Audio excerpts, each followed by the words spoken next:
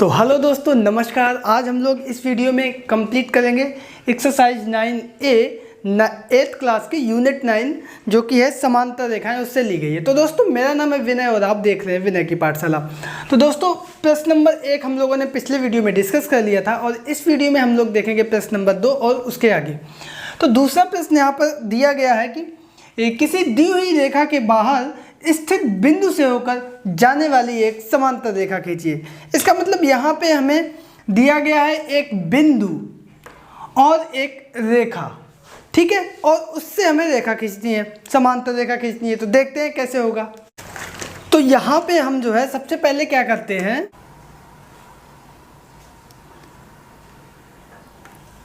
एक रेखा खींच लेते हैं, ठीक है। ये हमने मान ली एक रेखा हमारी हो गई AB, ठीक है। अब हम क्या करेंगे, एक बिंदु भी हमें दिया है बाहर, क्या लिखा है, बाहर स्थित बिंदु।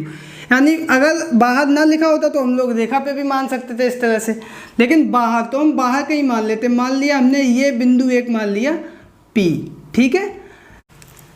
तो अब हम सबसे पहले यहाँ पे प्रकार की नोक रख के हम ये देख लेंगे ये चाप कितना है, ये जो यहाँ से पूरा चला जाए बराबर एक्यूरेट, ये यहाँ तक इतना है, ठीक है।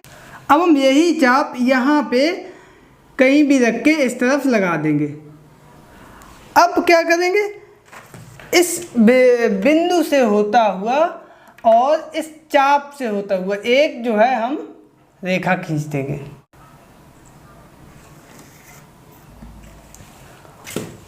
और यही जो रेखा होगी वो हमारी इस रेखा के समांतर रेखा होगी। इसको हमने मान लिया L और M नाम दे दिया, तो LM हमारी समांतर होगी AB के, और यही हमारा आंसर होगा। तो दोस्तों अब चलते हैं इसके अगले प्रश्न यानी प्रश्न नंबर 3 पर। तो बच्चों, यहाँ पे हमारा तीसरा प्रश्न दिया गया है कि पार्श्व चित्र में त्रिभुज ABC के आधार BC के समांतर DE और FG रेखाखंड खींचे गए हैं। रेखाखंड, रेखा नहीं। निम्नलिखित के उत्तर दीजिए। पहला है कितने समलंब हैं, दूसरा है कितने त्रिभुज हैं। तो सबसे पहले यहाँ पे ये जान लीजिए कि समलंब क्या होता है। समलंब हमारा चतुर्भुज होता है, और ऐसा चतुर्भुज होता है जिसके आमने सामने का एक रेखा युग्म समांतर हो। अगर ये ABCD ये समलंब चतुर्भुज है अगर, तो इसकी एक ये रेखा युग्म, दोनों आमने सामने के समांतर नहीं होंगे, दोनों होंगे तब तो वो आयत बन जाएगा। एक रेखा युग्म, ये दोनों समांतर नहीं है, ये आमने सामने के समांतर है। तो इस स्थिति में ये हमारा कैसा चतुर्भुज कहलाएगा, समलंब चतुर्भुज कहलाएगा, ठीक है। तो ये तो हो गई हमारी समलंब चतुर्भुज की बात। त्रिभुज तो हम लोग जानते ही हैं कि 3 भुजाओं वाली आकृति त्रिभुज कहलाती है। तो सबसे पहले हम देख लेते हैं इसमें इस तरीके से कितने चतुर्भुज बनेंगे। तो ये दोनों समांतर हैं, तो एक तो हमारा ये बन गया, ठीक है, एक हमारा ये बन गया। दूसरा समलंब चतुर्भुज कहाँ बनेगा, ये, क्यों, ये और ये दो इसमें भी समांतर है। और कोई बन रहा है, ध्यान से देखो, ध्यान से देख के मैं बताओ, कोई और इसमें बन रहा है, हाँ एक और बन रहा है। अगर हम लोग इस रेखा को ना देखें, इसको अगर हम ना देखें, तो एक समलंब चतुर्भुज ये बन रहा है, ये पूरा जाएगा यहाँ से बड़ा सा, इन दोनों को मिलाते हुए एक बड़ा सा ये बन रहा है, ये पूरा। तो ये हमारा दूसरा बना और ये पूरा हमारा तीसरा बन गया, ठीक है। तो इस तरीके से समलंब चतुर्भुज की संख्या हमारी इसमें होती है 3। कितने समलंब चतुर्भुज बनेंगे, 3, यही हमारा आंसर है, ठीक। अब बात आती है कि कितने त्रिभुज हैं, उसको भी देख लेते हैं। तो एक हमारा ये त्रिभुज बना, ठीक, एक। उसके बाद बहुत ध्यान से देखना, इस लाइन को हम निगलेक्ट कर देंगे तो कौन सा त्रिभुज बन रहा है, ये। दूसरा हमारा ये त्रिभुज बन रहा है, और इन दोनों को अगर निगलेक्ट कर दें तो सबसे बड़ा सा एक ये त्रिभुज बनेगा पूरा, ये हमारा तीसरा त्रिभुज बनेगा। तो आपने देखा कि त्रिभुज यहाँ पे हमारे कितने बने, एक, ये पूरा 2 और ये पूरा 3। तो त्रिभुज भी हमारे कितने बनेंगे, 3। तो एक ये आंसर आ गया। तो कुल मिला के आंसर निकल के आया कि 3 समलंब बनेंगे और 3 ही हमारे त्रिभुज बनेंगे। तो दोस्तों ये था हमारा प्रश्न नंबर 3। आई होप कि आपको ये प्रश्न भी बहुत अच्छे से समझ में आया गया होगा। और अब चलते हैं इसके अगले प्रश्न यानी प्रश्न नंबर 4 पर। तो दोस्तों यहाँ पर हमारा चौथा प्रश्न दिया गया है, बहुत अच्छा प्रश्न है। पार्श्व चित्र में L और M दो समांतर रेखाएं तथा T एक तिर्यक रेखा है। यदि कोण एक 30 अंश हो तो शेष कोणों 2, 3, 4, 5, 6, 7, 8 के मान ज्ञात करो। तो चित्र क्या दिया गया है ये भी हम लोग देख लेते हैं।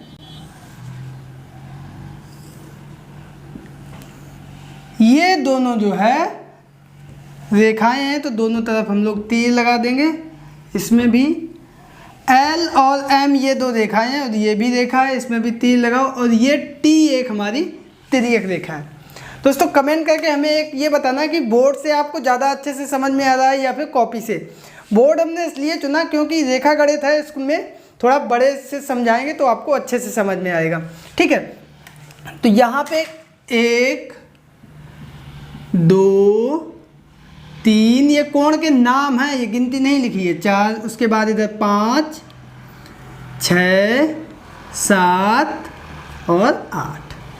अब यहाँ पे हमें कोण 1 ये दिया है 30 अंश, इधर भी हम लोग लिख देते हैं। दिया है कोण 1 बराबर 30 अंश और ये हमारा यहाँ पे ये हुआ जाके 30 अंश। ठीक है, अब हमें बाकी कोण ज्ञात करने हैं। कोण 2 बराबर, कोण 3 बराबर, कोण 4 बराबर, कोण 5 बराबर, कोण 6 बराबर, कोण 7 बराबर और कोण 8 बराबर। ठीक है, जो जो हमें पता चलता जाएगा हम उसको यहाँ पे लिखते जाएंगे। तो कोण 1 हमारा 30 अंश है। ठीक है, अब देखो जैसा कोण ये बन रहा है उसी तरह का कोण, ये पहली समांतर रेखा, ये दूसरी वाली है, तो वही सेम टू सेम कोण जो है दूसरी समांतर रेखा पे भी बनेगा। देखो इस दिशा में ये भी है, इस दिशा में ये भी है, तो ये कोण 1 और इसका नाम है 5। तो कोण 5 कहाँ पे है, ये बराबर होगा कोण 1 के और ये भी हमारा होगा 30 अंश। क्यों हुआ, क्योंकि ये एक जैसा कोण है, इसका नाम होता है ये संगत कोण है। ठीक है, और देखो तो ये हमारा निकल के आ गया 30 अंश, संगत कोण की बात हो गई। यहाँ पे देखना एक चीज, ये कोण 30 अंश है। ठीक है, और ये समांतर रेखा गई है बिल्कुल सीधी, इसका मतलब ये पूरा मान कितना होगा, 180 अंश। पूरा मान कितना होगा, 180 अंश। तो ये हमारा कितना बचेगा, 180 में से 30 माइनस हो जाएगा, कोण 2।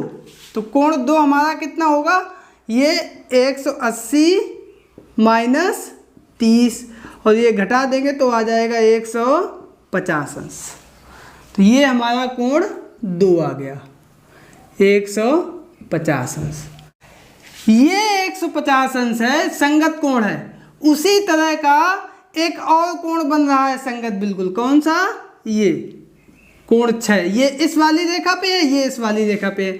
तो ये कोण 2 जो है वो कोण 6, तो कोण 6 कहाँ है, ये, तो जो कोण 6 होगा वो कोण 2 होगा और कोण 2 हमारा है 150 अंश। ये भी हमारा क्या है, संगत कोण। ठीक है, तो हमने संगत कोण देख लिए। संगत कोण के बाद जो है इसमें प्रयोग में आएंगे एकांतर कोण, और एकांतर कोण जो है वो 2 तरह के होते हैं।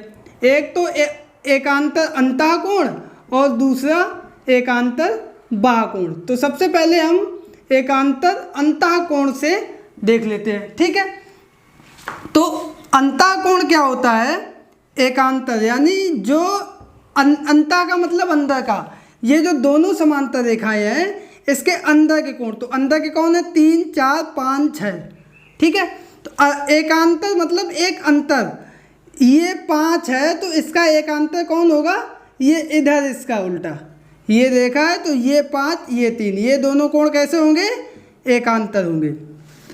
ठीक है, तो 5 हमें दिया है 30 अंश, 3 हमारा कितना आ जाएगा, ये भी 30 अंश आ जाएगा। तो कोण 3 कोण 5 के बराबर हो जाएगा। क्यों? क्योंकि ये है एकांतर अंतःकोण, ठीक है, और ये हमारा 30 अंश आ गया।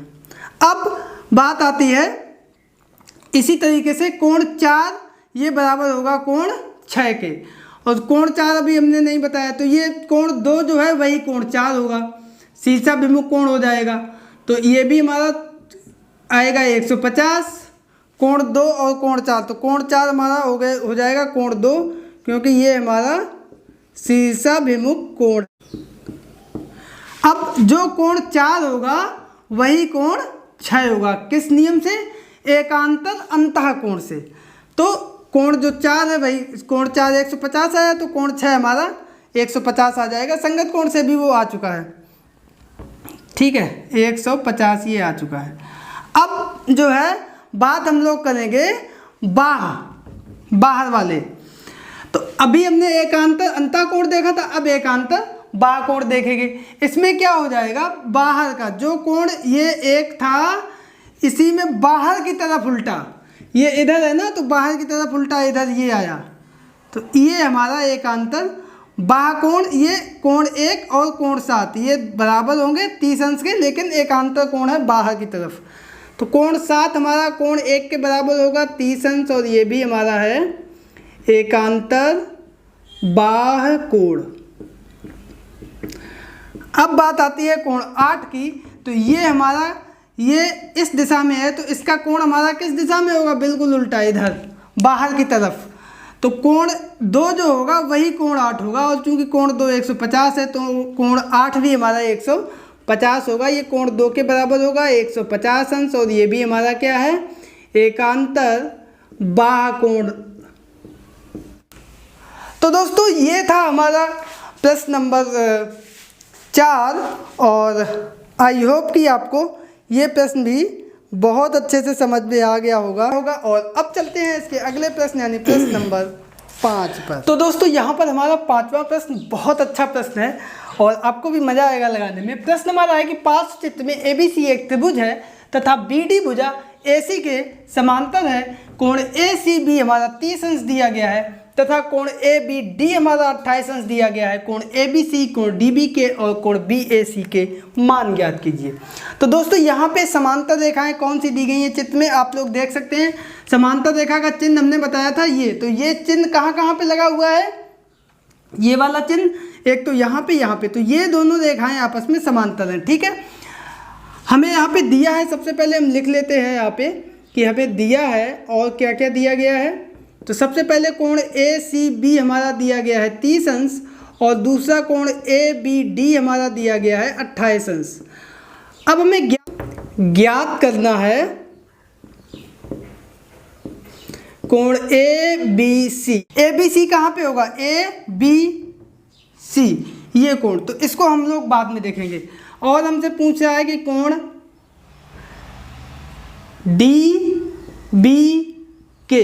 DBK ये हम लोग पहले निकाल लेते हैं। क्यों पहले निकाल रहे हैं आप लोग देखिए, ये दोनों कैसी रेखा है? समांतर, और ये एक तिर्यक रेखा काट। इस फिगर को हम इधर बनाएं तो ये हमारी समांतर रेखा है, एक तिर्यक रेखा ये है और एक तिर्यक रेखा ये, इसको आगे नीचे तक लिए जाए तो इस तरीके से फिगर बनेगा। तो ये हमारा 30 अंश दिया गया है, तो अभी हमने बताया था इसका संगत कोण कौन सा बनेगा? ये वाला, इधर भी ये 30 अंश बनेगा, और यही ये DBK हमारा है। तो ये इसका कौन सा कोण है? संगत कोण है। हम यहाँ पे लिखे भी देते हैं संगत कोण की वजह से, तो ये भी हमारा 30 अंश होगा। तो DBK हमारा किसके संगत कोण है? कोण ABC, क्योंकि ये संगत कोण है, और ये भी हमारा कितना होगा? 30 अंश होगा। तो एक हमारा कोण निकल के आ गया, ये वाला 30 अंश, ये हमारा दिया गया है 28 अंश। तो अब ये आसानी से निकल आएगा, आप लोग निकालेंगे। क्यों? ये एक रेखा है सीधी, तो ये पूरा कोण जो है 180 अंश का होता है, ये पूरा 180 अंश का है। तो ये कोण हमारा कितना आएगा? 180 में से हम घटा देंगे 30 और 28 जोड़ के, जो भी आएगा वो हमारा आंसर आ जाएगा। तो निकाल देते हैं अब कोण ABC यानी ये कोण कितना हमारा आया था 180 माइनस 30 धन 28 तो बराबर 180 माइनस 30 में 28 जोड़ दो 358। तो अब 58 घटा दो तो 0 में से 8 गए 2 से बचे 7 2 122 अंश। तो ये कोण हमारा कितना निकल के आया 122 अंश। अब यहाँ पे देखो ये कोण भी हमें पता चल गया, ये कोण भी पता चल गया है। तीसरा कोण हमसे पूछ रहा है BAC, तो हम लिख देंगे कोण BAC बराबर ये कोण हमारा BAC। त्रिभुज के 2 अंतःकोण हमें पता है, तीसरा अंतःकोण हमें निकालना है। तो हम यहाँ पे चूंकि जानते हैं, क्या जानते हैं कि त्रिभुज के तीनों अंतःकोणों का योगफल 180 अंश होता है। कोण A धन कोण B धन कोण C बराबर 180 अंश। एक हमारा 122 है, एक हमारा 30 है, तो तीसरा हमारा कोण A हमें क्या मिलेगा 180 माइनस कोण B माइनस कोण C। इन दोनों को हम घटा देंगे, ठीक है। वही काम यहाँ पे होगा 180 माइनस 30 और माइनस 122। 30 घटाएंगे 180 में आएगा 150 में से 122 घटा दो तो 22 और 8 30 यानी ये आ जाएगा हमारा 28 अंश। ये आ गया 28 अंश। अब देखो कितना आसान हो गया। और भी एक तरीका था इसका जानने का, हमने थोड़ा सा बड़े मेथड से बता दिया। ये दोनों समांतर रेखाएं थी और ये तिर्यक रेखा काट रही थी। देखो ये चित्र बनता जाके, ये दोनों समांतर रेखाएं थी और ये तिर्यक रेखा काट रही थी। तो इसका मतलब ये हुआ जो ये कोण होगा वही ये कोण होगा, क्योंकि एकांतर कोण हो जाएंगे। और ये हमें 28 अंश दिया गया था तो ये भी हमारा 28 अंश होगा। तो इस तरीके से जो है हम लोग इसको कई तरीके से लगा सकते हैं। तो हमारा आंसर कुल मिला के निकल के आ गया 122 अंश 30 अंश और 28 अंश। आई होप कि आपको ये प्रश्न समझ में आ गया होगा। अब चलते हैं इस एक्सरसाइज के अंतिम प्रश्न पर। तो दोस्तों ये हमारा इस एक्सरसाइज का अंतिम प्रश्न है और प्रश्न नंबर 6 हमारा है कि पार्श्व चित्र में R लंबवत है P व R लंबवत है Q के। लंबवत है यानी 90 अंश का है, तो R हमारा है ये, R लंबवत है P के यानी ये 90 अंश है, R लंबवत है Q के यानी ये भी हमारा 90 अंश है। ये दिया गया है। तो पूछ रहा है कि क्या P और Q बीच में चिन्ह समांतर का, कि क्या P और Q आपस में समांतर होंगे और क्यों। तो दोस्तों देखो एक ही रेखा पर 2 लंब रेखाएं हैं। याद करो हमने दूसरा प्रगुण बताया था, अगर एक ही रेखा पर 2 रेखाएं लंबवत होती हैं तो वो दोनों रेखाएं आपस में समांतर होती हैं। तो आंसर होगा हाँ P व Q आपस में समांतर होंगे। और इसको सीधा सा गणित भाषा में लिख दो, हाँ P समांतर होगा Q के, क्योंकि एक दी गई रेखा के लंबवत दोनों रेखाएं आपस में कैसी होती हैं, समांतर होती हैं। तो दोस्तों ये पहला आंसर आ गया। और दूसरा प्रश्न हमसे कह रहा है कि P और Q समांतर हैं और कोण 1 यानी ये हमें दिया गया है 63 अंश, तो कोण दूसरा क्या होगा। यहाँ पे देखो दोस्तों 2 समांतर रेखाएं हैं, एक तिर्यक रेखा काट रही है, तो जैसा हमारा कोण 1 है उसी तरह का हमारा कोण 2 होगा। और कोण 1 60 अंश दिया गया है, तो कोण 2 भी हमारा संगत कोण होगा कोण 1 के। तो इसका मतलब कोण 2 बराबर हो जाएगा कोण 1 के। और कोण 1 ये हमारा किस नियम से बराबर होगा, संगत कोण से। और कोण 1 हमारा दिया गया है 63 अंश, तो कोण 2 भी हमारा 63 अंश हो जाएगा। तो ये हमारा आ गया इसका भी आंसर। तो दोस्तों ये था प्रश्न नंबर 6 और इस तरीके से ये एक्सरसाइज हमारी कंप्लीट होती है। तो दोस्तों एक्सरसाइज 9B आएगी आपकी कल एक नए वीडियो में। तब तक के लिए नमस्कार।